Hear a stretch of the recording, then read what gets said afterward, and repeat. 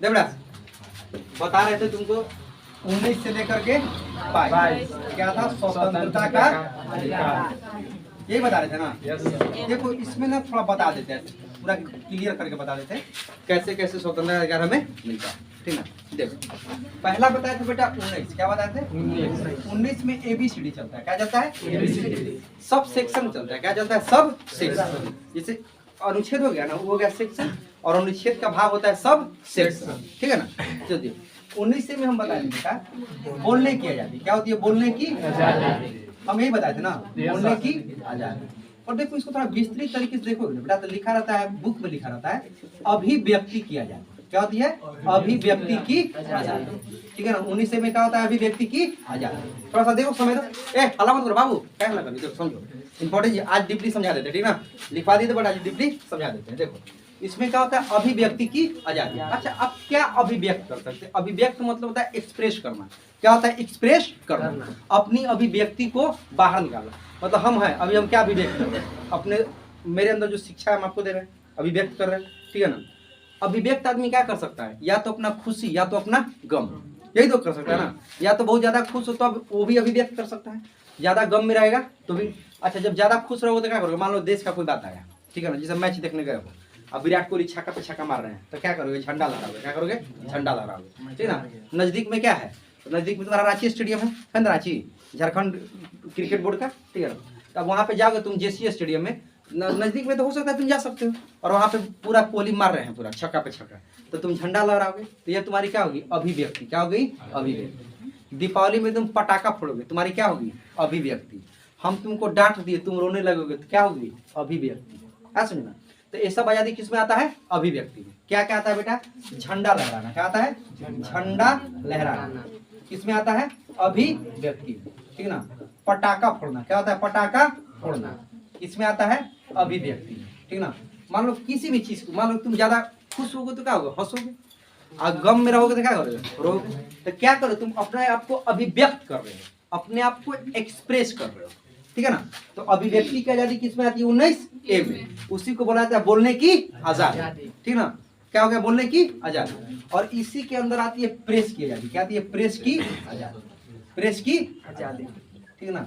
वो बात और है कि अभी आज की डेट में भारत में प्रेस जो है वो गुणगान करने में लगा हुआ है, वो बात और है, छोड़िए उसका फॉरगेट इट, राजनीतिक बातें हमें नहीं करनी है, हमें पढ़ाई की बातें करनी है, ठीक है ना। देखिए तो 19 में क्या हो गया बेटा अभिव्यक्ति की आजादी। 19 में अभिव्यक्ति क्या हो गया अभिव्यक्ति, अभिव्यक्ति मतलब हो गया बोलने की आजादी, क्या हो गया बोलने की आजादी।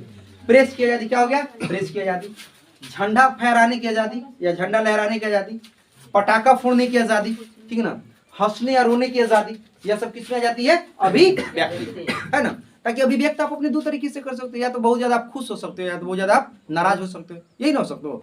तो खुश होगे तो पटाखा फोड़ोगे, है ना, झंडा फहराओगे, ये ना होगे, उद्घोष करोगे, जयकारा लगाओगे, ये सब क्या हो गया अभिव्यक्ति हो गया, ठीक है ना। भारत माता की जय, यही ना होता है, वंदे मातरम जय हिंद, ये सब ना होता है, पता कि नहीं होता है। तो अपने आप को आप क्या करें अभिव्यक्त कर रहे हैं, क्या करें अभिव्यक्त। जो भी आप अपने को अभिव्यक्त करिएगा वो किसमें आ जाएगा 19A में, कौन में आ जाएगा 19A में, ठीक है ना। अभिव्यक्ति जो आपके अंदर है उसको बाहर निकाल रहे हैं, अभिव्यक्त कर रहे हैं, उसको क्या कहते हैं अभिव्यक्ति की आजादी, किसमें होती है 19A में। इसके तहत क्या आती है बोलने की आजादी, प्रेस की आजादी, झंडा फहराना या झंडा लहराना, पटाखा फोड़ना, हंसना रोना, सब किसमें आ जाता है 19A में, किसमें आ जाता है 19A में।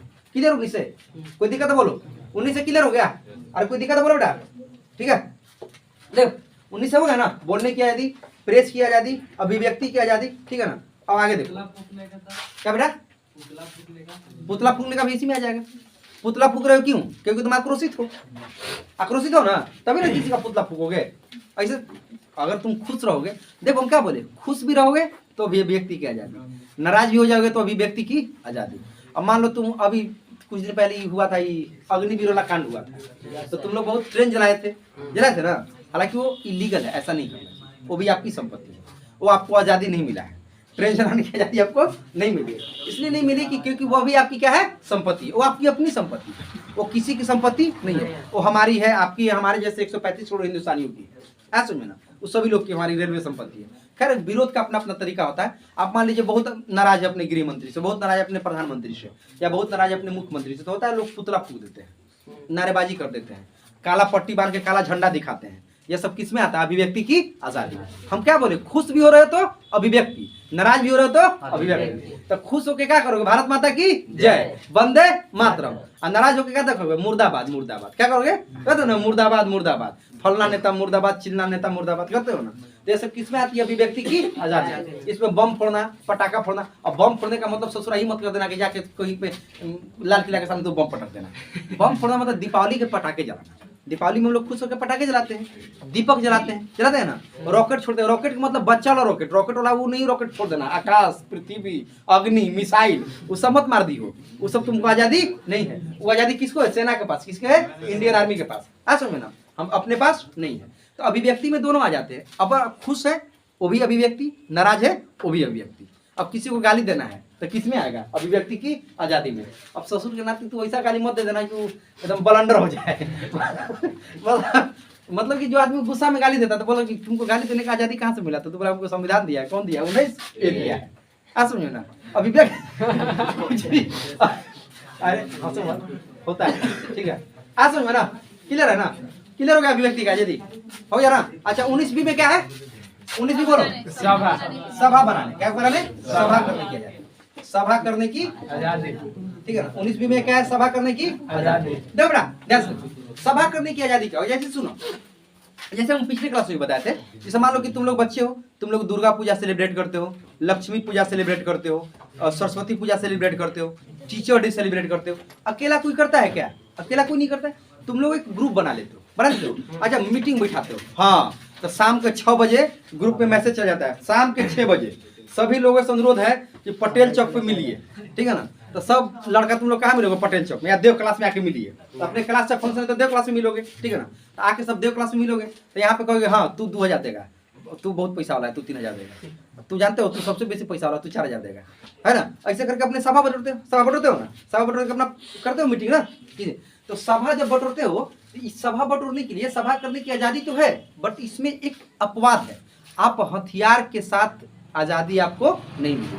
ऐसा नहीं कि आप सभा करने आए हैं तो उधर से लेकर आइए AK-47, ठीक ना, यह आजादी आपको नहीं है। उधर से SLR लेके आइए, हैंड ग्रेनेड लेके आइए, यस हैंड ग्रेनेड लेके आइए, ये सब आजादी आपको नहीं है। शांतिपूर्वक सभा करने की आजादी कैसी है? शांतिपूर्वक, ठीक ना। शांतिपूर्वक आपको आजादी मिली है सभा करने की, ठीक ना। एकदम शांति से आप सभा करिए और सभा करके अपने अपने घर जाइए। और सभा के बाद क्या होता है? 19C में संघ। क्या होती है? संघ बनाने की आजादी। क्या होती है? संघ बनाने की आजादी, ठीक है ना। संघ बनाने मतलब बेटा हो जाता है कि मान लो कि आपने कोई एक यूनियन बना लिया। क्या बना लिया? यूनियन। संघ का मतलब क्या था? यूनियन। जैसे NGO बना लिया। क्या बना लिया? NGO। तो इलीगल काम आप नहीं कर सकते। संघ बनाइए पर इलीगल काम मत करिए। देश विरोधी काम इसमें संलिप्तता नहीं होनी चाहिए। मान लीजिए आपने कोई NGO बनाया, तो NGO का काम क्या होता है? NGO का काम ये होता है बेटा कि मान लो अभी ठंडी आने वाली है, मतलब लमसम ठंड आ चुकी है, हम लोग नवंबर की मिड नवंबर में आ गए, मध्य नवंबर में आ गए, तो अब तो ठंड आने वाली बेटा। बहुत सारे ऐसे गरीब लोग होते हैं जिनके यहाँ कंबल भी नहीं होता अपने बदन को ढकने के लिए। NGO वाले क्या करते हैं कि बहुत सारे NGO वाले होते हैं कि वह फंडिंग करते हैं। मतलब NGO को फंडिंग कौन करता है? मतलब बड़े बड़े लोग करते हैं। मान लो तुम नौकरी में हो, मतलब तुम भी नौकरी में, तुम्हारी वाइफ भी नौकरी में, तुम चाहते हो कि जैसे मेरा एक दोस्त है, वो सासाराम में एक NGO चलाता है, उसका नाम है सबक। आ समझे ना। तो हम उससे पूछते हैं कि भाई पैसा कहाँ से आता है? तो बोलता है कि भाई हम कोई भी चीज़ स्टार्ट करना चाहते हैं ना, मान लो कि हमें कोई प्रोग्राम स्टार्ट करना है, जैसे कंबल वितरण स्टार्ट करना है, ठीक ना। तो कंबल वितरण स्टार्ट करने के लिए वह कुछ लोग होते हैं, ठीक ना, जो उनको फंडिंग करते हैं। जैसे कि बहुत सारे लोग हैं उनको फंडिंग करने वाले। जैसे मान लो कि हम जॉब में हो गए, अभी हम जॉब में नहीं है, हमें अभी उतना हम पैसा नहीं कमा रहे हैं सब, क्योंकि हम बहुत पैसा कमाने लगे, हो सकता है महीना के 10 लाख 20 लाख कमाने लगे, सपोज करो एक बात करो। तो हम भी शौक करेंगे यार इतना पैसा हम क्या करेंगे। ऐसा करते हैं कि वो जो मेरा दोस्त है जो सबल नाम के NGO चलाता है, उसको कुछ डोनेट करते हैं, ऐसा समझे ना, ठीक है। तो वह क्या करते हैं लोग, वह एक जरिया बन जाते हैं, वह एक माध्यम बन जाते हैं। किसके? मतलब जिस लोगों तक आप नहीं पहुंच सकते हो। अब मान लो आप यदि ज़्यादा कंबल बांट पाओगे तो अपने घर के आसपास लोगों को बांट पाओगे, बहुत खुश हो जाओगे, तो स्टेशन चले जाओगे, स्टेशन पे गरीब लोगों को कंबल बांट दोगे। अगर एक मेजर मतलब एक बहुत बड़ा पैमाना पे बांटना हो तो तुमसे संभव है? तुमसे संभव नहीं है। उन लोगों के पास लिस्ट होता है, उन लोग के पास एरिया होती है कि कहाँ पे बांटना है, कैसे कैसे लोगों को देना है, ताकि उनका यही काम है, रात दिन समाज में घूम रहे हैं, भ्रमण कर रहे हैं, लोगों को देख रहे हैं कि कौन से लोग BPL में आते हैं, कौन से गरीब है। अब ससुरा ऐसा मत कर देना कि तुम्हारे पास 10 बीघा खेत है और लाइन में लग के राशन कार्ड खड़ा हो कि भैया हमरो 5 किलो चावल दे दिए, गलत है ना, ऐसा नहीं होना चाहिए। लेता है, लेने वाला ले रहा है ना, 10 है उसके पास अच्छा खासा जमीन है और ससुरा लाइन में लगल है, क्या ला 5 किलो अनाज ला, 5 किलो चावल ला, क्या है भाई तुम्हारे पास तो 10 बीघा खेत, सरकार दे रहा है, फ्री में दे रहा है, ले रहा है, क्या दिक्कत है ना, ये सब गलत है कि नहीं गलत, ठीक है ना।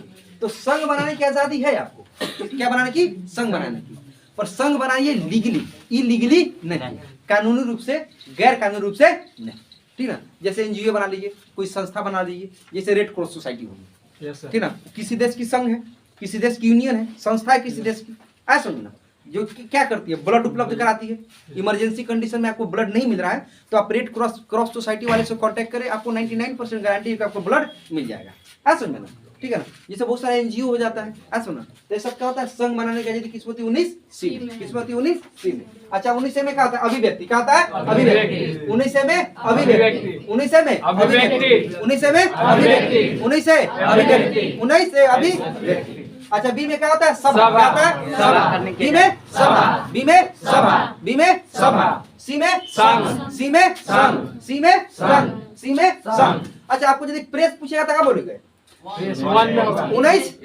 19A, 19A, 19A, संख्या प्रेस क्या होता है 19A में, कोई दिक्कत, चलो देखो क्या क्या दूंगा, अभिव्यक्ति हो गया ना, अभिव्यक्ति समझ गया बेटा, नहीं 19 में बोलने की जानी अलग से क्या,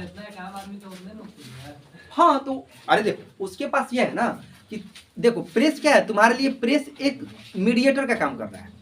अब तुम डायरेक्ट जाके प्रधानमंत्री से क्वेश्चन नहीं पूछ सकते, अगर एक एक व्यक्ति को प्रधानमंत्री जवाब देने लगे तो दिन भर जवाब देते लगे, 135 करोड़ जनता है उसमें 100 करोड़ पूछ देगी तो प्रधानमंत्री का 5 साल इसी निकल जाएगा।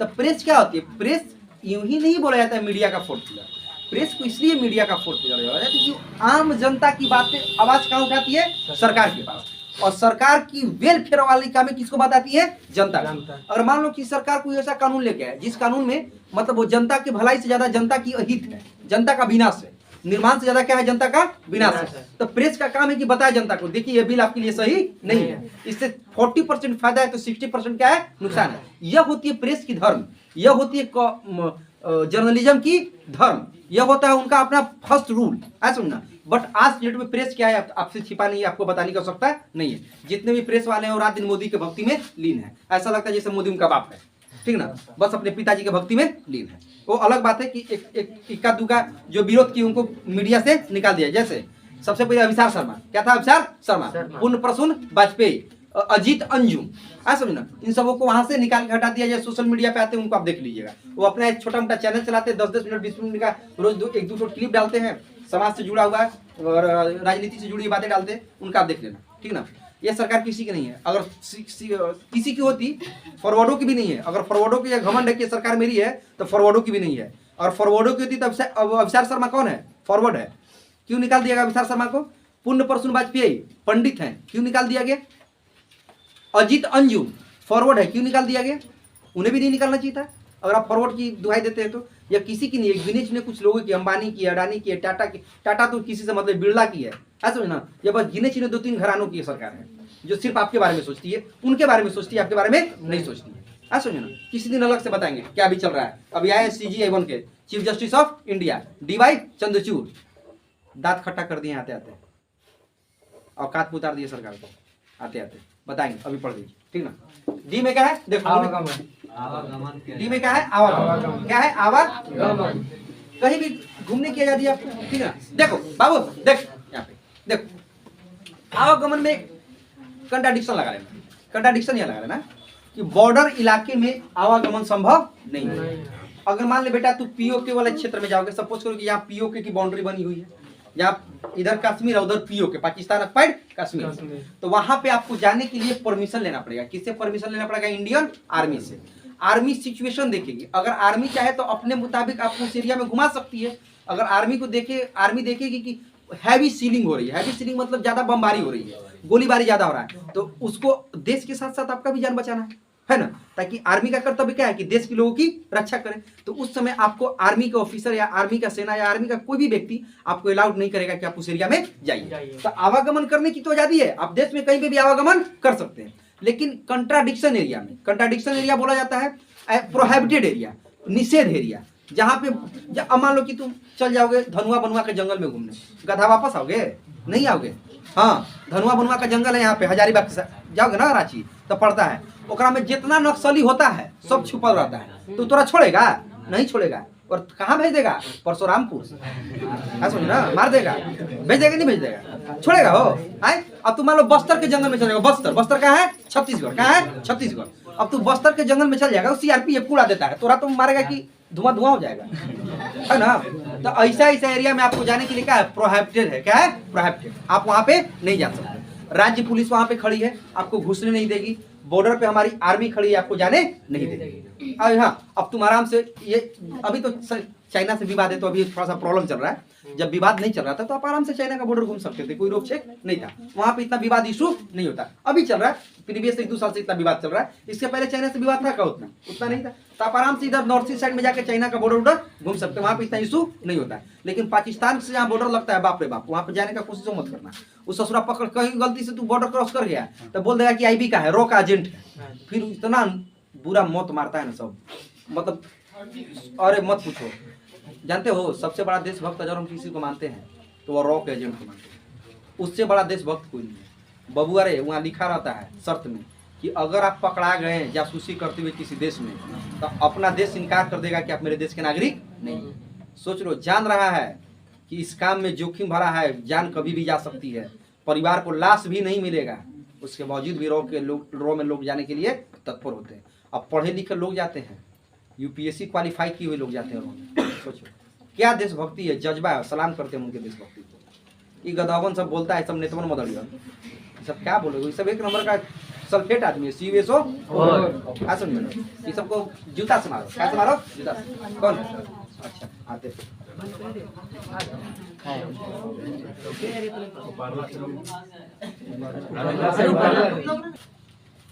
ठीक है, क्लियर हो गया यहाँ तक? अच्छा, ए में क्या है? बोलने, सॉरी, ए में क्या है? अभिव्यक्ति। क्या है? अभिव्यक्ति। क्या है? अभिव्यक्ति। क्या है? अभिव्यक्ति। ऐसा लगे जैसे सोए हुए, क्या है? थक गए क्या? ए में क्या है? अभिव्यक्ति।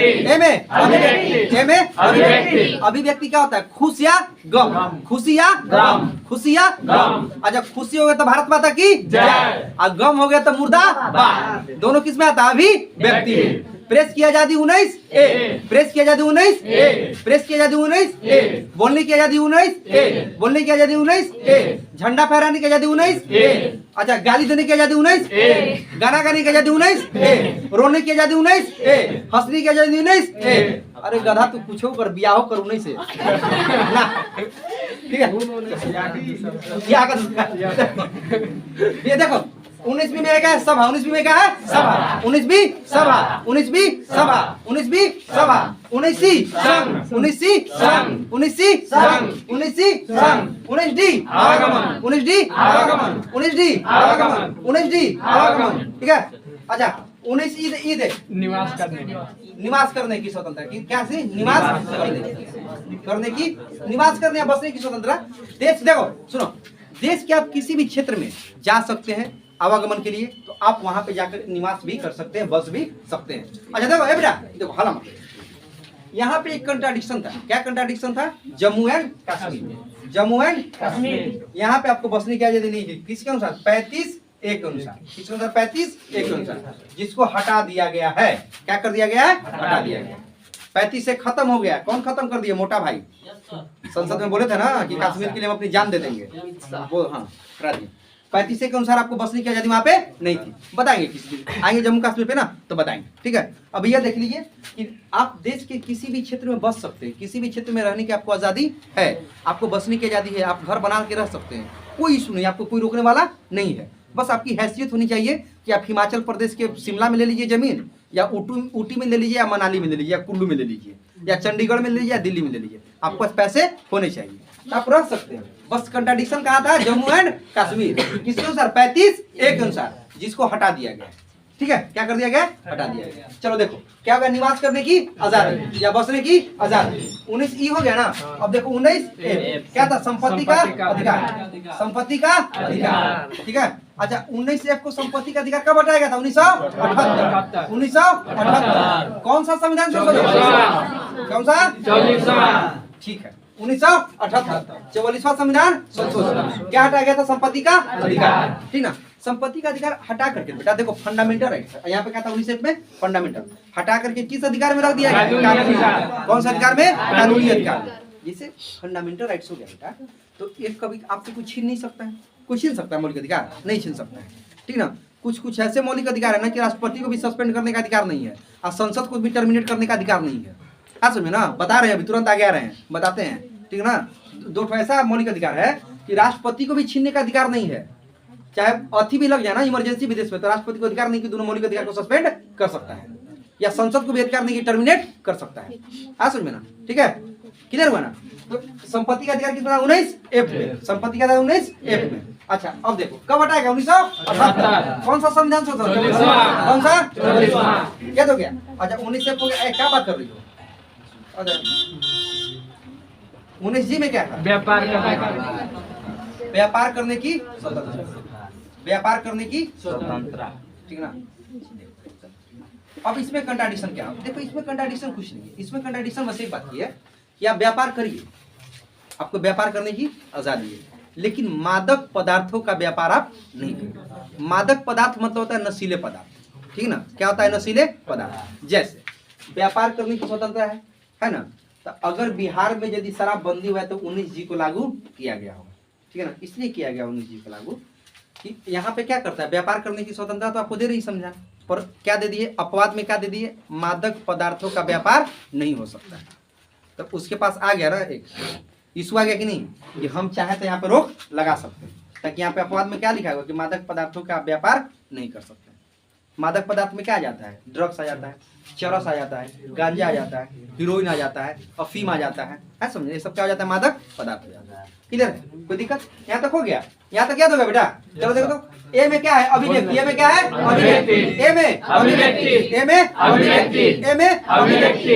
अच्छा ए में क्या है? बोलने की आजादी। अभिव्यक्ति में क्या आता है? बोलना। क्या आता है? बोलना। क्या आता है? बोलना। दूसरा प्रेस। दूसरा प्रेस। दूसरा प्रेस। तीसरा झंडा। तीसरा झंडा। चौथा पटाखा। चौथा पटाखा। क्या तो क्या अभिव्यक्ति? चलो बी में क्या है? सभा। बी में सभा। बी में सभा। बी में सभा। सी में संघ। सी में संघ। सी में संघ। डी में आवागमन। डी में आवागमन। ई में निवास। ई में निवास। एफ में संपत्ति। एफ में संपत्ति। एफ में संपत्ति। एफ संपत्ति। एफ संपत्ति। जी व्यापार। जी व्यापार। जी व्यापार। 19 खत्म। 19 खत्म। अब देखो 20 21 22 समझ लो, बहुत इंपॉर्टेंट है। देखो बेटा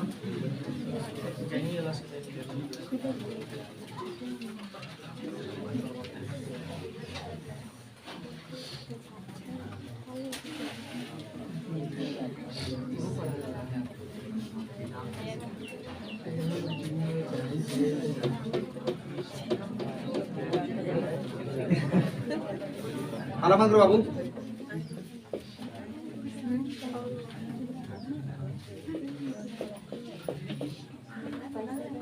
बस देखो जितना समय लगेगा ना बाबू, वह सिर्फ नीति निर्देशक सिद्धांत और यहाँ मौलिक फंडामेंटल ड्यूटी, क्या होता है हिंदी में? मौलिक कर्तव्य। मौलिक कर्तव्य तक को समय लगता है पॉलिटी पढ़ाने में, उसके बाद पॉलिटी पढ़ाने में समय नहीं लगता है। उसके बाद तो पॉलिटी शॉर्ट हाँ सुनो, उसके बाद पॉलिटी पढ़ाने में समय नहीं लगता है। देखो अनुच्छेद 20 कहता है, देखो अनुच्छेद कितना हो गया? 20। देख यहाँ पे समझ, दोष सिद्धि से संरक्षण। देख बेटा ए बाबू देखो ध्यान हाला मत करो, देखो बहुत इंपॉर्टेंट है, बहुत इंपॉर्टेंट है। क्या है? दोष सिद्धि से संरक्षण। देखो इसको इंग्लिश में जाता है प्रिवेंशन टू कन्विक्शन। इंग्लिश में कहा जाता है प्रिवेंशन टू कन्विक्शन। क्या होता है? Prevention to conviction. देखो ध्यान से, इंपॉर्टेंट है, थोड़ा सा कॉन्स्टेंट रहो, समझ लो, ठीक है ना। अगर आप कोई गलती कर दिया हो, आपने कोई क्राइम कर दिया हो, ठीक है ना, उससे बचने के लिए आप जो दोष किए हैं उससे सिद्धि प्राप्त करने के लिए, उससे कन्विक्शन प्रिवेंशन प्राप्त करने के लिए। कन्विक्शन मतलब क्या होता है? दोष। क्या होता है? दोष। प्रिवेंशन मतलब क्या होता है? संरक्षण। क्या होता है? संरक्षण। इसीलिए इसको बोला जाता है प्रिवेंशन टू कन्विक्शन। अगर आपने कोई गलती की हो, आपने कोई क्राइम किया हो, उससे बचने का जो उपाय देता है कौन देता है? अनुच्छेद 20 देता है। कौन देता है? अनुच्छेद 20। कैसे कैसे आपको सजा मिल सकता है, आप कैसे कैसे उससे बच सकते हैं। पहला पॉइंट याद रखना, देखो आप तब तक क्रिमिनल नहीं कहे जाओगे जब तक कि आप पे लगा हुआ दोष साबित कोर्ट में नहीं हो जाता है, ठीक है ना। ऐसे तो कोई भी व्यक्ति किसी पे इल्जाम लगा सकता है। हो सकता है मेरे ऊपर भी कोई महिला लांछन लगा दे कि इनका नेचर मेरे प्रति बदल गया था, ये हमको एक्सप्लॉइटेशन कर रहे थे, फिजिकली एक्सप्लॉइट कर रहे थे, तो हम जेल चले जाएंगे, चले जाएंगे ना। आप भी चले जाइएगा, ये तो सबसे बड़ा हथियार हो जाएगा। मान लो किसी को तो पट नहीं रहा है, आपसे मेरा नहीं पट रहा है, आप कह दिए मेरे घर में घुस के सोना चुरा लिए, तो हम जेल चले जाएंगे। या हमको आपसे नहीं पट रहा था, हम भी कह देंगे मेरे घर में घुस के गाड़ी चुरा ली, अब गाड़ी में हम लेके चल रहे हैं, कह गाड़ी चुरा ली, तो हम आप भी फंस सकते हैं, है कि नहीं। इसीलिए कहा गया है अनुच्छेद 20 में कहा गया तब तक, कब देखो यहाँ पे देखो, तब तक कोई व्यक्ति दोषी नहीं है, तब तक कोई व्यक्ति सजा याफ्ता नहीं होगा जब तक कि उस पे दोष सिद्ध ना हो जाए।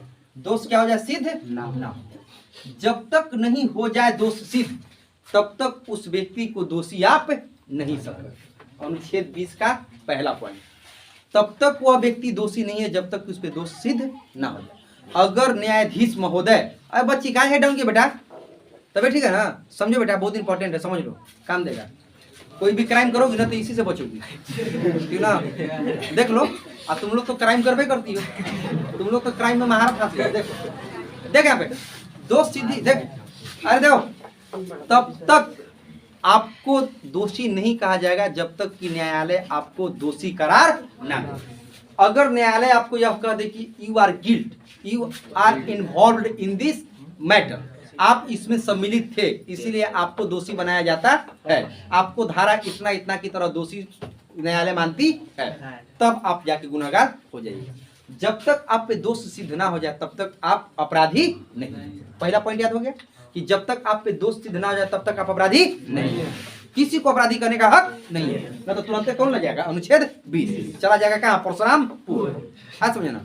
अब देखिए दूसरा क्या करता है, अगर आप यदि सजा काट लिए, मान लीजिए कि कोई आपने क्राइम किया हो, आप सजा काट लिए, क्राइम किए, क्राइम करके सजा मिला 2 साल 4 साल 5 साल 6 साल 8 साल 10 साल जितना मिले, ठीक है ना, कोई धारा के अनुसार आपको सजा मिला, आप क्राइम काट के आ गए।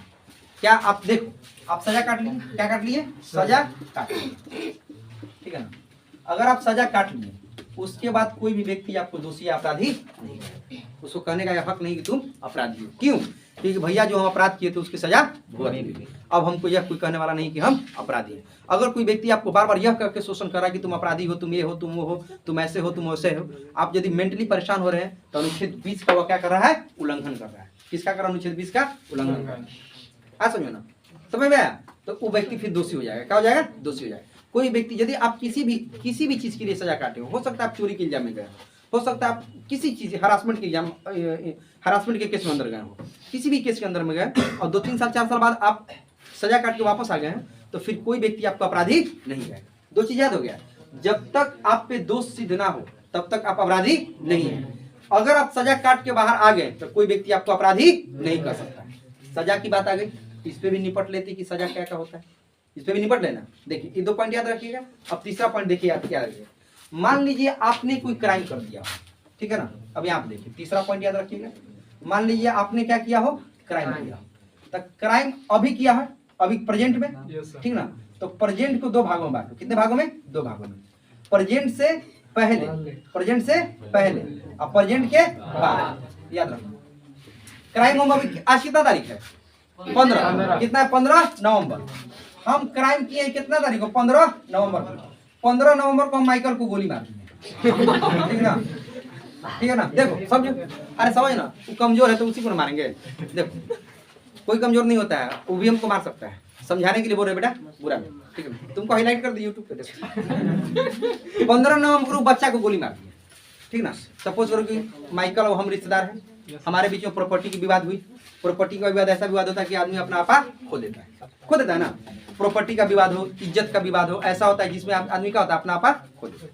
15 नवंबर 2022 को हम माइकल पे गोली चलाएं 10 बजे। इस समय यह कानून था कि गोली मतलब किसी भी व्यक्ति की यदि आप हत्या करते हैं धारा 302 लगता है। कौन सा लगता है? धारा 302। अगर किसी भी व्यक्ति की हत्या करते हैं तो कौन सा लगता है? धारा 302। तो उसके हिसाब से यह था कि आपको 3 वर्ष की सजा होगी। कितने वर्ष की सजा होगी? 3 वर्ष। कब थी यह प्रावधान? 15 नवंबर 2022 को। लेकिन इसके पहले मतलब जस्ट 15 नवंबर 2022 से पहले यह प्रावधान थी कि गोली मतलब हत्या करने वाले व्यक्ति को कितना सजा मिलना चाहिए? 10 वर्ष।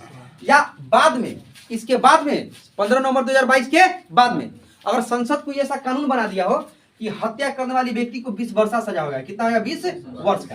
तो ना हमको ये सजा मिलेगा और ना हमको ये मिलेगा। हमको कौन मिलेगा? जो वर्तमान में है वो मिलेगा।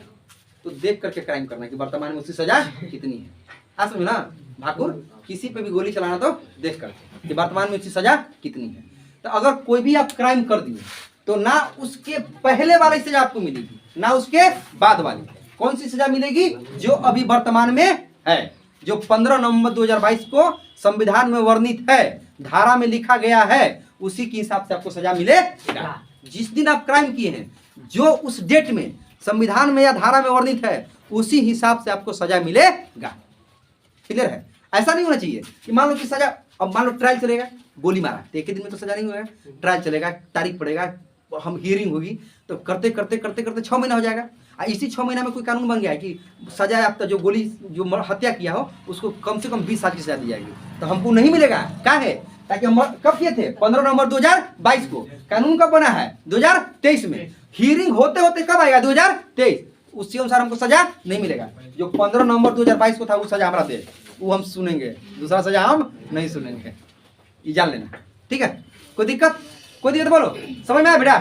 समझ में आ गया? तुम लोग गोली मत चला देना रे, ठीक ना? समझ में आया? चलो दूसरा देखो, तीसरा हो गया। देख चौथा समझ बाबू रे, चौथा समझ देखो। ए बेटा चौथा समझ, किसी भी व्यक्ति को, ए बेटी समझ समझ क्राइम करना तो बचने का उपाय होगा। तुम लोग भी गोली चलाने ले सीखिए, ठीक ना? देखो, किसी भी व्यक्ति को एक सजा के, एक अपराध के लिए सिर्फ एक ही सजा दिया जा सकता। कोई भी व्यक्ति, मान लो हम कोई व्यक्ति है XYZ, एक अपराध किया हो, उसको एक अपराध के लिए एक ही सजा दिया जाएगा, बार बार सजा नहीं दिया जाएगा। मान लो बेटा जैसे कि मेरा किसी से विवाद हो गया, विवाद हो गया XYZ से, ठीक है ना? तो हम या वो हमको मार दिया, हम उसको मार दिए होंगे। तो मान लो कि हम भी उहे हमको मार दिया सब, या हम उसको मार दिए, तो मार दिए तो जेल गया, ठीक ना? तो एक अपराध के लिए कितनी सजा है? एक सजा। बाद में फिर निकल के आया और कहीं विवाद हुआ, कहीं किसी और से विवाद हुआ, तो हम पुलिस में जाके ये कंप्लेन लिखा दे कि 3 साल पहले हमको मारा था, आज फिर हमसे विवाद करने आया है, ये फिर हमको मारेगा, इसको जेल में डाल दीजिए। अरे ससुरा जब मारा था तो जेल चला गया था, अब बार बार वो जेल नहीं जाएगा। समझ में ना? तो एक अपराध के लिए एक व्यक्ति को एक बार में एक ही सजा मिलती है, 10 सजा उसे नहीं मिलती है, ठीक है ना? कोई व्यक्ति यदि अपराध कर दिया हो तो तत्कालीन कानून के हिसाब से उसको एक बार में एक ही सजा मिलेगी, एक अपराध के लिए एक सजा। ऐसा नहीं कि एक ही अपराध के लिए उसे बार बार सजा दिया जाए। जैसे लालू यादव की यहाँ पर समझो, लालू यादव किसे फंसे थे? चारा घोटाला में। तो आप लोग को लगता हो ना कि बार बार आ रहे हैं, बार बार जा रहे हैं, बार बार आ जा नहीं रहे, वो परोल पे बाहर आते हैं। परोल एक ऐसा व्यवधान होता है जो खराब स्वास्थ्य के चलते, पार्टी फंक्शन हुआ उसके चलते आपको कुछ दिन के लिए जेल से बाहर घर भेजा जाता है। हाँ सुनिए, जैसे तेजस्वी की शादी हो रही थी तो लालू यादव परोल पे बाहर आ गए थे। हाँ सुनिए, तेज प्रताप की शादी हो रही थी, लालू यादव परोल पे बाहर आ गए थे। अभी लालू यादव सिंगापुर में अपनी किडनी लगवा रहे हैं, अपनी बेटी से, उनकी बेटी है रोहिणी आचार्य, वो किडनी दे रही है, ठीक है ना? तो किस पे बाहर है? परोल पे बाहर है। अब कुछ दिन में उनका सजा खत्म होने वाला है, तो फिर सजा खत्म हो जाएगा तो बार बार उनको थोड़ी ना चारा घोटाला के लिए सजा मिलेगा। मिल गया, जो मिलना था वो मिल गया, अब बार बार उनको सजा नहीं मिलेगा। अब यदि जेल जाएंगे तो दूसरे मामले में जाएंगे, हो सकता है कि कोई और घोटाला में उनको सम्मिलित कर दे। भाई बीजेपी की सरकार है, उनका तो फंडा है, यदि उनके विरोध चलेगा तो आपको CBID, CBI, NIA सब लगा देगा। आज समझे ना? देखा है ना महाराष्ट्र में भी क्या मामला हुआ, जो क्या नाम था उनका, अरे वो जो शिवसेना के हैं राज्यसभा सांसद, क्या नाम है बेटा उनका, अभी जो तुरंत जेल से निकल के बाहर आए हैं, नाम भूल गया उनका, शिवसेना का बेटा अभी तुरंत जेल से निकल गया, संजय राउत के मामले में सुप्रीम कोर्ट क्या बयान दी पता है? क्या दिया कि जांच एजेंसियों का यह अधिकार नहीं कोई किसी को गिरफ्तार करे। जांच एजेंसियां अपने अधिकार का दुरुपयोग कर रही है, वो सरकार के इशारे पे काम कर रही है। सोचिए कितना बेइज्जती हुआ ED का, CBI का, NIA का, कितना बेइज्जती हो रहा है कि नहीं हो रहा है? शर्म करो यार, पढ़े लिखे लोग हो। अगर नहीं शर्म आती है तो कहीं पे चुल्लू भर पानी में लेकर नाक रगड़ोगी, शर्म आ जाती है। समझो ना, ऐसा नहीं करना चाहिए, ठीक ना। ताकि सत्ता में रहने तुम जिंदगी भर नहीं आए हो। हम हमेशा कहते हैं भगवान की लीला अपरंपार होती है, कभी इस पार होती है तो कभी इस पार होती है। तुम भी सत्ता से बाहर जाओगे, तुम भी जेल में जाओगे, ठीक है। देखो तो देखो बाबू, देख चौथा, देख इसका चौथा प्रावधान क्या कहता है कि देखो एक क्राइम के लिए एक सजा, एक सजा, ठीक है ना। अगर देख पूछ लिए ना, नहीं बताया ना तो मार के तो हाथ फाड़ देंगे। अभी पढ़ा के पूछते हैं, रुक पीछे वाला मार के भेजेंगे, रुक। एक क्राइम के लिए एक सजा। अनुच्छेद देखो इसका चौथा प्रावधान क्या कहता है कि एक क्राइम के लिए एक सजा, ठीक है ना। अब देखिए इसका पांचवा प्रावधान करता है कि आपको अपने खिलाफ गवाही देने के लिए, अपने खिलाफ गवाही देने के लिए बाध्य नहीं किया जा सकता है, बाध्य नहीं किया जा सकता, ठीक है ना। अब खुद के खिलाफ गवाही दे, ऐसा बाध्य आपको नहीं किया जा सकता। इसीलिए पुलिस का रिकॉर्ड किया हुआ बयान कोर्ट नहीं मानती, याद रखना। अगर कोई भी घटना घटे, पुलिस खुद जाकर के उसका बयान रिकॉर्ड की है तो कोर्ट उसको नहीं मानता है। कोर्ट फिर से एडमिट कराता है अपने पास कि आप बताइए कि आपके साथ क्या हुआ था, आपने वाकई में यह काम किया है कि नहीं किया। क्यों? क्योंकि हो सकता है वहां पे पुलिस बाध्य की होगी अपने खिलाफ गवाही देने के लिए, डर के मारे वो व्यक्ति क्या कर दिया होगा, दे दिया होगा। तो खुद के खिलाफ गवाही देने के लिए किसी को बाध्य नहीं किया जा सकता। कौन कहता? अनुच्छेद 20। कौन कहता? अनुच्छेद 20। क्या समझ में आया? अनुच्छेद 20 है ना, थोड़ा सा कॉम्प्लिकेट है, बहुत इंपॉर्टेंट है। देखो समझो फिर से, अनुच्छेद 20 दोष सिद्धि से संरक्षण, इंग्लिश में रहता है प्रिवेंशन टू कन्विक्शन। क्या बोला था? Prevention to conviction. पहला, जब तक दोष सिद्धि ना हो जाए तब तक उस व्यक्ति को अपराधी नहीं कर सकते हैं। दूसरा, अगर वह व्यक्ति सजा काट के बाहर आ गया हो तो उसको अपराधी नहीं कह सकते हैं, क्योंकि वह जो जुल्म किया था, जो पाप किया था, उसी सजा उसको मिल गई। क्लियर हो गया यहाँ पे? दूसरा, अगर आपने कोई क्राइम किया हो तो क्राइम की डेट से पहले या बाद में जो सजा वो आप पे लागू नहीं हो जाए, वही सजा लागू हो जाए जो उस दिन सजा प्रावधान में थी। समझे ना? जिसे 15 नवंबर 2022 को XYZ ने अल्फा बीटा गामा को गोली मारी, तो जो 15 नवंबर 2022 को XYZ को मिलने वाली सजा होगी वह किस डेट के हिसाब से मिलेगी? जो 15 नवंबर 2022 को होगी उसी डेट के हिसाब से मिलेगी। इस डेट के हिसाब से नहीं मिलेगी मार्च 2022 में सजा क्या थी या अप्रैल 2023 में सजा क्या होने वाली है, इससे हिसाब से उसको सजा नहीं मिलेगी। उसको वही सजा मिलेगा जो उस दिन संविधान की धाराओं में वर्णित था। याद हो गया? कोई दिक्कत? देखिए, एक क्राइम के लिए किसी भी व्यक्ति को एक ही सजा मिलता है, एक क्राइम के लिए किसी व्यक्ति को अनेक सजाएं का प्रावधान नहीं है। अगर आपने एक क्राइम किया हो तो आपको सजाएं कितनी मिलेगी? एक ही मिलेगी। ऐसा नहीं कि बार बार उसी क्राइम के लिए आपको बार बार जेल में जाना पड़े, ऐसा नहीं होता है। तीसरा, आपको अपने खिलाफ गवाही देने के लिए कोई भी व्यक्ति बाध्य नहीं कर सकता, इसलिए पुलिस का किया गया हुआ रिकॉर्ड स्टेटमेंट कोर्ट में बाध्य नहीं होता है, कोर्ट में मान्य नहीं होता है। कोर्ट में खुद के सामने जज एडमिट करवाते हैं कि आप बोलिए कि आपने यह काम किया है कि नहीं किया। अगर आपने किया है तो ठीक है, और नहीं किया है तो इसको रद्द करिए, बताइए कि माजरा क्या था। उस पर बहस चलता है, उस पर बहस नहीं चलता है कि पुलिस ने कोर्ट में क्या एडमिट किया है। क्लियर है यहाँ तक? कोई दिक्कत? अनुच्छेद 20 का समझ में आया? अनुच्छेद 20 समझ में आया? चलो अनुच्छेद 21 देख लेते हैं। क्या कर दे रहने दे, अनुच्छेद 21 और 22 खत्म, तबे छोड़ेंगे। कल रोज रोज यही करते रहेंगे बाबू, रोज रोज यही नहीं ना करेंगे।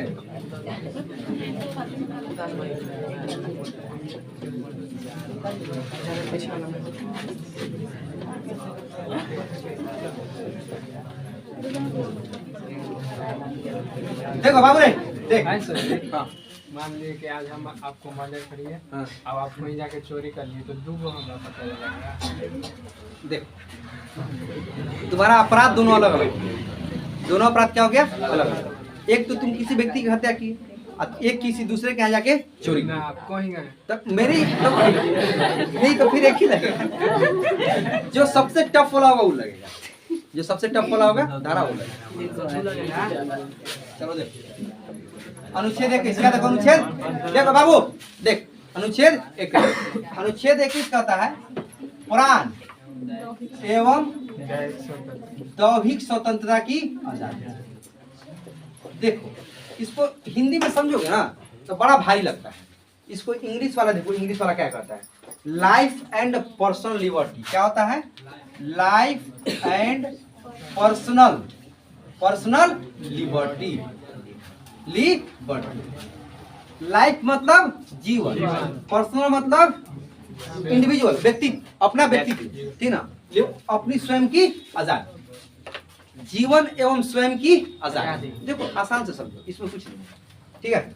जीवन एवं स्वयं की आजादी, प्राण एवं दैहिक स्वतंत्र, इसको दो भागों में बांट दो। कितना भाग में बांट दो? दो भाग। पहले लाइफ पे आ, लाइफ पे आ। देखो लाइफ है, तुम अब देखो, तुम्हारी हत्या कोई कर नहीं सकता है, ठीक ना, तुमको कोई मार नहीं सकता है। कौन सा अनुच्छेद? अनुच्छेद 21। तुम्हारी हत्या कोई नहीं कर सकता है, अनुच्छेद 21। अगर तुम्हारी हत्या कोई कर रहा है, अगर इसको किसी खबर कानून को लग गई कि इस व्यक्ति की हत्या होने वाली है, तो कानून उसको बचाने का भरपूर प्रयास करती है, प्रशासन उसको बचाने का भरपूर प्रयास करती है कि इस व्यक्ति की हत्या ना हो। तो तुम्हारी हत्या कोई नहीं कर सकता है, अनुच्छेद 21। तुम खुद की जान नहीं ले सकते हो, मतलब तुम खुद भी आत्महत्या नहीं कर सकते हो, अनुच्छेद 21। तो तुम्हारी हत्या कोई नहीं कर सकता है, तू ससुरा आत्महत्या नहीं कर सकता है, अनुच्छेद 21। कौन सा अनुच्छेद? 21। ना तो तुम्हारी कोई हत्या कर सकता है और ना तुम आत्महत्या कर सकते हो, अनुच्छेद 21। कौन सा अनुच्छेद? 21, ठीक है ना। अब देखो तीसरा, प्रदूषण। तीसरा क्या होता है? प्रदूषण। कहने का मतलब हुआ कि अगर प्रदूषण फैलेगा बेटा तो जान जाएगी कि नहीं जाएगी? जान जाएगी ना। मतलब इसमें जीवन से जुड़ी बात है कि आपकी जीवन कितनी अनमोल है, उसको बचाना, उसको संरक्षण करना संविधान का काम है। अगर प्रदूषण बढ़ेगा तो प्राण जाएगा कि नहीं जाएगा? प्राण जाएगा। तो आप प्रदूषण फैला नहीं सकते। प्रदूषण से रोकने के लिए, प्रदूषण क्यों रोकना पड़ता है यहाँ पे सरकार को? प्राण बचाने के लिए। तो प्रदूषण आप नहीं फैला सकते। इसका प्रावधान किसमें? अनुच्छेद 21 में। अनुच्छेद 21। देखिए, आपकी हत्या कोई नहीं कर सकता, अनुच्छेद 21। आप आत्महत्या नहीं कर सकते, अनुच्छेद 21। और आप प्रदूषण नहीं फैला सकते। प्रदूषण क्यों नहीं फैला सकते? क्योंकि इससे लोगों की जान जा सकती है, खुद भी आप मतलब अनहेल्दी हो सकते हैं, आप बीमार पड़ सकते हैं, आपके बॉडी के अंदर विभिन्न प्रकार की डिसऑर्डरें आ सकती हैं। प्रदूषण की वजह से बहुत सारी बीमारियां हो जाती हैं। आ समझ में ना?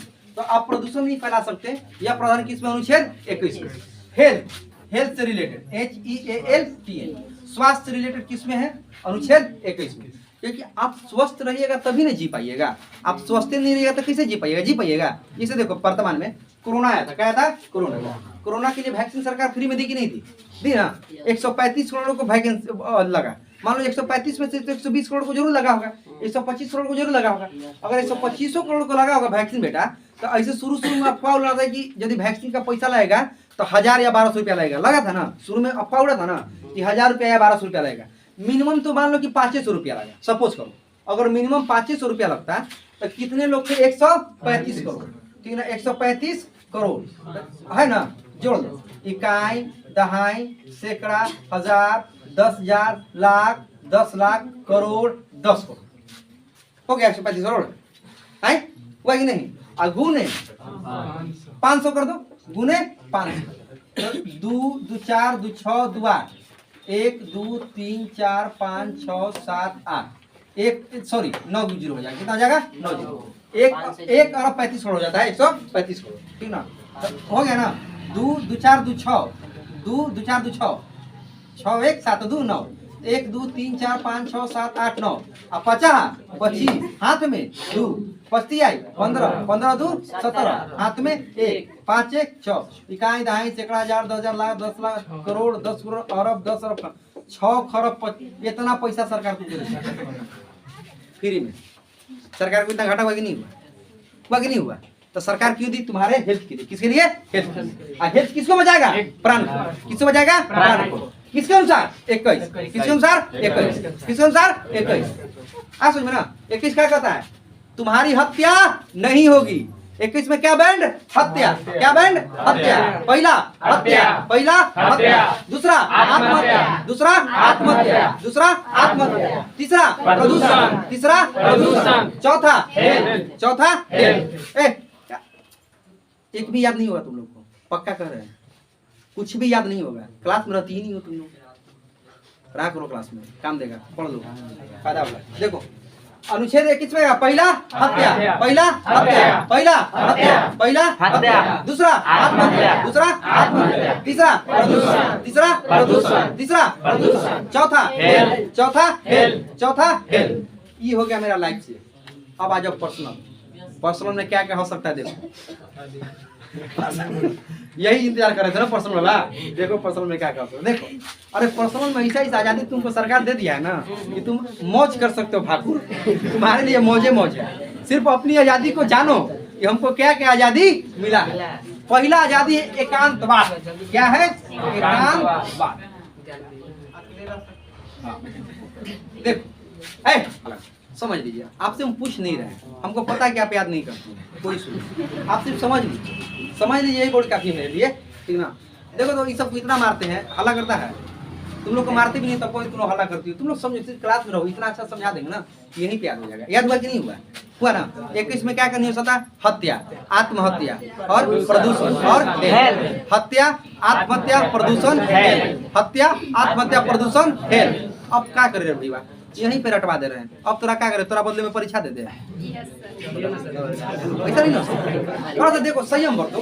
अब तुम लोग जानती हो क्या करती हो, तुम लोग पढ़ा रहे हैं, तुम लोग देख रहे हो, हम कोई देख रहे हैं, तुम लोग इतना ढीठ हो कि हमसे डरती भी नहीं है। इतना मतलब निडर होना चाहिए। अब नहीं मारने का मतलब हमने, ठीक है तुमको नहीं मारते हैं, इसलिए नहीं मारते कि तुम बच्ची, बच्चियों पे हम हाथ नहीं उठाते। ये मेरा जीवन का वसूल है। औरतों और बच्चों को हम नहीं मारते हैं। छोटे छोटे मासूम बच्चे हो गए, लड़कियां, उन पे मेरा हाथ नहीं उठता है। देखते हो भकुरा लोग को कैसे मारते हैं, बेचारा के मारते हैं ना कि सबके फोन आता है घर से कि काहे इतना मार दिए हैं। बेचारा को बोल रहा था, कुछ चेलवा था, बोल रहा था सर इतना कस के मार दिए कि साइकिल का हंडी पकड़ में नहीं आ रहा था। हम समझ गए, तुरंत करते हैं। हाँ तुरंत। देख बेटा समझो, अनुच्छेद 21 क्या कहता? पहला देखो, चुप, समझना है तो समझो। देखो पहला कहता है एकांतवाद। अगर तुमको शादी ब्याह नहीं करना है तो साधु बन सकते हो, एकांतवाद में जाकर कंठी माला धारण कर सकते हो। यह तुम्हारी व्यक्तिगत आजादी है कि तुम साधु बन सकते हो। एकांतवाद में जा करके तुम क्या कर सकते हो? कंठी माला पे जप कर सकते हो, जय श्री राम, जय श्री राम, जय श्री राम, जय श्री राम। तो देखो पहला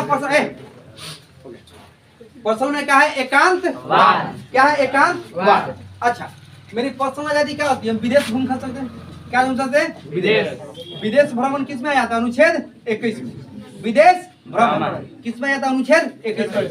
मान लो कि अभी मेरी शादी नहीं, अब मेरी शादी होगी, मेरी वाइफ कहेगी हमको घूमना है मलेशिया, है ना, या हमको घूमना है स्कॉटलैंड, या हमको घूमना है आयरलैंड। तो हो सकता है कि अगर मेरी उसी हैसियत हो तो हम अपनी मैडम के साथ घूम सकते हैं, विदेश घूम सकते हैं ना।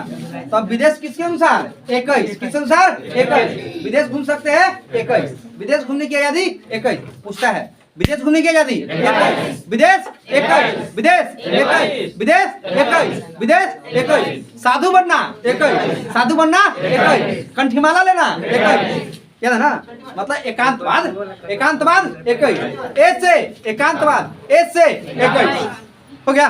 याद हो गया? याद हुआ? विदेश भ्रमण 21। विदेश भ्रमण 21। तीसरा देखो निजता। तीसरा बात ये निजता सबसे इंपॉर्टेंट है। देखो जैसे दे बेटा, देखो निजता कौन से समझो। देखो निजता एकदम सिंपल समझो। देख बेटा, देखो समझो निजता से। आज की दुनिया में ऐसा कौन आदमी है जो अपने मोबाइल में पासवर्ड या पैटर्न लगा के नहीं रखा?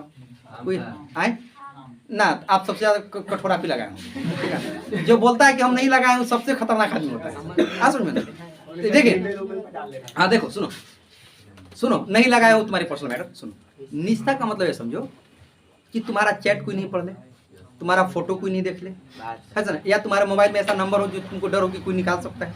तो यह क्या है? तुम्हारी प्राइवेसी है। क्या है? प्राइवेसी। हालांकि ऐसा करना भी नहीं चाहिए। तुम लोग सुनो, किसी भी व्यक्ति का पर्स मत चेक करो, किसी भी व्यक्ति से उसकी सैलरी मत पूछो, किसी भी व्यक्ति का बिना पूछे मोबाइल मत पूछो। यह सब किस में आता है? निजता के अधिकार में। किस में आता है? निजता के अधिकार में। हो सकता है कि मेरा ही मोबाइल हो, या हो सकता है कि मेरा पर्स हो, या हो सकता है कि मेरी एक अपनी एक निजता है ना। हो सकता है हमने किसी से चैट किया हो, या मेरे मोबाइल पे किसी का फोटो हो जो आपको देखना नहीं चाहिए। व्हाट्सएप नहीं देखना। हाँ हो, ठीक है, व्हाट्सएप चेक नहीं करना चाहिए, ठीक ना। यह सब क्या होता है? निजता में आता है। क्या आता है? निजता में, ठीक ना। आप किसी की भी निजता का हनन नहीं है, सुनो, प्राइवेसी का हनन नहीं कर सकते, निजता का हनन नहीं कर सकते। यह किस में आता है? निजता में। जैसे आप किसी, जैसे तुम व्हाट्सएप हैक करना चाहते हो, तुम्हारा व्हाट्सएप हैक नहीं होगा। इंड टू इंड डिस्क्रिप्टेड रहता है व्हाट्सएप। इंड टू इंड मतलब जानते हो, मान लो कि हम मैसेज भेज रहे हैं किसी लड़का को, ठीक ना, हम भेज रहे हैं कि कहाँ हो चला, क्लास नहीं आ रहे हो, ठीक ना।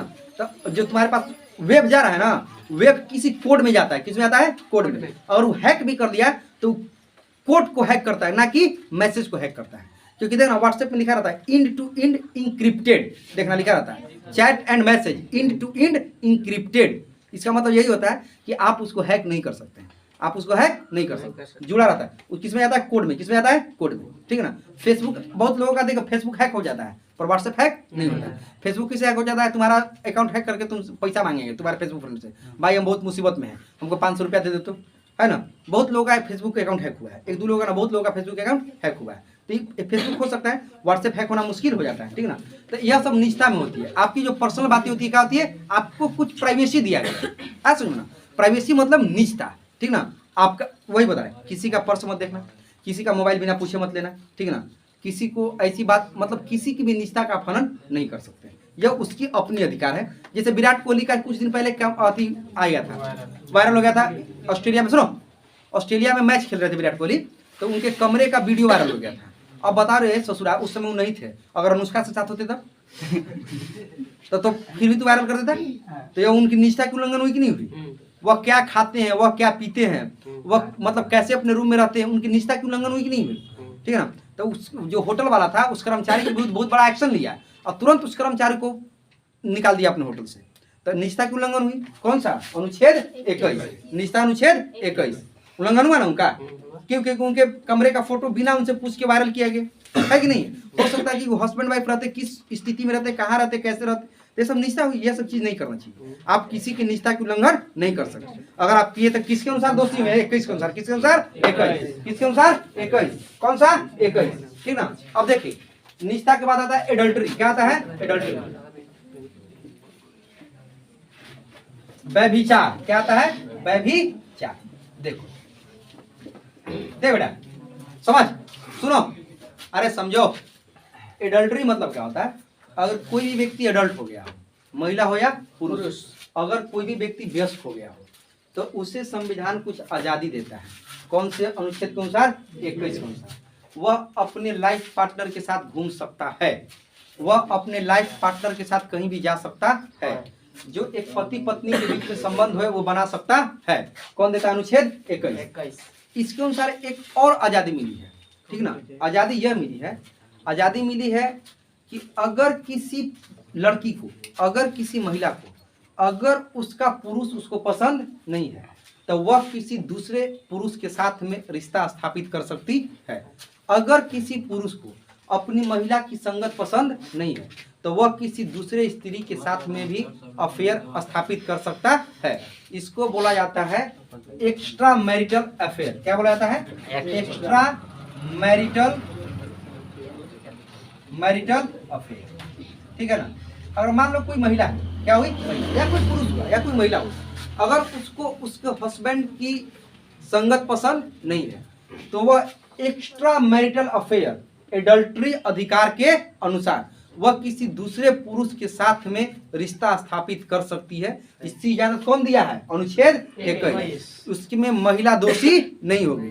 अगर पहले देखो, पहली आजादी किसको मालूम था? सिर्फ पहले आजादी मिला था सिर्फ पुरुषों को। किसको मिला था? पुरुषों को। बाद में किसको मिला? महिलाओं को। किसको मिला? महिलाओं को। समझो, पहले किसको था? पुरुषों को। बाद में किसको मिला? महिलाओं को। समझो, किसको मिला? महिलाओं को, ठीक ना। एडल्ट्री, ठीक है। एडल्ट्री का मतलब हुआ क्या? कि आपके सेक्स लाइफ को अच्छा बनाया है, ठीक ना। आपका जो इंपॉर्टेंट है, देखो स्टूडेंट 2-3 चीज पे बोलना नहीं चाहता है, अच्छा चीज पर नहीं बोलना चाहते हैं। जी सर, बहुत सारे लोग होते हैं जो सेक्सुअल एजुकेशन नहीं देना चाहते हैं, जो कि बहुत इंपॉर्टेंट है, समाज में देना चाहिए। नहीं दोगे, ऐसा ऐसा बीमारी फैलता है, ऐसा ऐसा अधिकार ही छीन हो जाता है जो आप नहीं जान सकते हैं। बहुत सारे लोगों का लाइफ बर्बाद हो जाता है इस चक्कर में। समझ में ना। तो ऐसा काम करना भी नहीं चाहिए, ठीक है ना। जैसे HIV एड्स के बारे में आपको नहीं पता है कैसे कैसे फैलता है, बस आपको ये जानिए कि फिजिकल रिलेशन से फैलता है। फालतू सिर्फ फिजिकल रिलेशन से नहीं फैलता है, बहुत तरीका है फैलने का HIV एड्स का। समझ में ना, जो तुमको पता नहीं है। हो सकता है तुम ऐसा काम किए भी नहीं हो, तुम उसका शिकार बन गए, लोग समाज में तुमको हीन भावना से देखेंगे। हो सकता है जाता होगा मजा मारने, धर लिया, पकड़ लिया, चला गया परशुरामपुर, ठीक है ना। तो जानो कि क्या मामला होता है, ठीक ना। समझो, खुल के पढ़ाओ और खुल के पढ़ो ताकि तुमको नॉलेज होना चाहिए। समझो ना। बीमारियां ऐसी ऐसी, जैसे हेपेटाइटिस से संबंधित बंदा है, अगर तुम उसको हॉट किस कर लिए, अगर हमको हेपेटाइटिस बी है और हम अपनी वाइफ को हॉट किस कर लेंगे तो मेरी वाइफ को भी हेपेटाइटिस बी हो जाएगा। जान लो, मतलब लिप टू लिप किस यदि हो गया तो मेरी वाइफ को भी हेपेटाइटिस बी हो जाएगा। सोचो कितनी खतरनाक बीमारी है। अगर एक बार हेपेटाइटिस बी हो गया बेटा तो तुम्हारी जिंदगी झंड हो जाएगी, बहुत मुश्किल से तुम रिकवर करोगे। जिंदगी भर तुमको समझो कि तरस जाएगा मन खाने के लिए। जान लो, जिंदगी भर तोरा बॉयले सब्जी खाना है और जिंदगी भर तोरा एकदम खाली रोटिए खाना है, जान ले। अंडा मीट मछली तू भूलिए जा, मुर्गा मीट मछली सब भूल जा। एक बार यदि हेपेटाइटिस भी होगा वो आदमी का जिंदगी बर्बाद हो जाता है। अब ऐसा बीमारी है कि ठीक नहीं होता है, दब जाता है, ठीक नहीं होता है, वो तुम्हारे जीवन के साथ जाएगा। हाँ, तो ये सब जानने का है, ठीक है ना। तो देखो, पहला एकांतवाद, पहला एकांतवाद, पहला एकांतवाद, पहला एकांतवाद, पहला एकांतवाद, दूसरा विदेश, दूसरा विदेश, दूसरा विदेश, तीसरा निष्ठा, तीसरा निष्ठा, चौथा एडल्ट्री, चौथा एडल्ट्री, चौथा एडल्ट्री। हो गया। किस आधार पे? हाँ, देख सकते हैं, दे सकते हैं। इसी में ना महिलाओं का एक अधिकार था, तलाक बिद्दत, जिसको हटाया गया है। 2 तलाक अभी भी जारी है, 1 तलाक अभी हटा है, ठीक है ना। याद हो गया। देखो अनुच्छेद 21A, देख बस तुरंत खत्म। अनुच्छेद 21A, इसमें शिक्षा का अधिकार, क्या है? शिक्षा का अधिकार, शिक्षा का अधिकार। देख बेटा रे, इसको बाद में जोड़ा गया। क्या किया गया? बाद में जोड़ा गया। कब? कौन सा संशोधन? 86वां। कौन सा? 86वां। किस संशोधन के द्वारा? 86वां। कब? 2002। लेकिन लागू कब हुआ? 1 अप्रैल 2010। कब लागू हुआ? 1 अप्रैल 2010।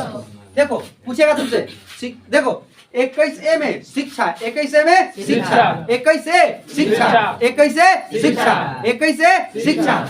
कब? 2002 संशोधन 86वां, संशोधन 86वां। लागू कब हुआ? 2010। 1 अप्रैल को क्या बनाया जाता है? मूर्ख दिवस। क्या बनाया जाता है? मूर्ख दिवस। ससुरा शिक्षा का अधिकार देकर बनाया है मूर्ख। बनाया कि नहीं बनाया है? सरकारी स्कूल के टीचर को देख लो, हाई हैसियत की शिक्षा दे देगा। कैसा सिचुएशन है? मेरे मुताबिक दुनिया में यदि सबसे टफ एग्जाम होना चाहिए था तो शिक्षक का होना चाहिए था। यूपीएससी या बीपीएससी को लेना चाहिए था मास्टर का एग्जाम, कि देने में पसीना छूट या पैंट ढीला हो जाए, ऐसा समझ में ना, वही पास होगा जिसमें औकात होगा। आज की डेट में क्या है? ससुरा कुछ नहीं हो रहा तो डीएलएड कर ले, बीएड कर ले, बन जाएगा मास्टर। 25,000 का महीना आएगा, 30,000 का महीना आएगा और तिलक मिलेगा 10 लाख। एकदम मोच पे ताव देकर घूमेंगे। क्या है भाई? तो मास्टर है, ऐसा समझना।